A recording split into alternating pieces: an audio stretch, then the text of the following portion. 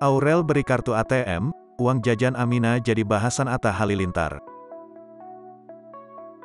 Aminah Hana Nur Atta, putri YouTuber Atta Halilintar dan Aurel Hermansyah, kini sudah berusia 8 bulan.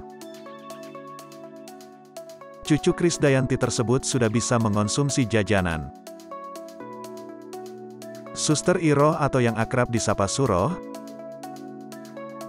pengasuh Aminah sampai menyediakan camilan untuk Aminah. Tepatnya saat Aminah sedang main di rumah Krisdayanti belakangan ini tanpa ditemani kedua orang tuanya.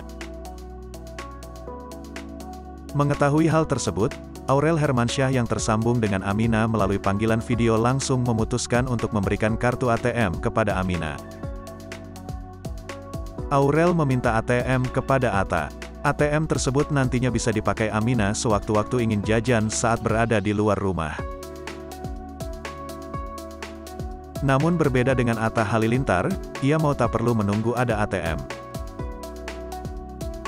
Paling tidak ada uang pegangan untuk Aminah.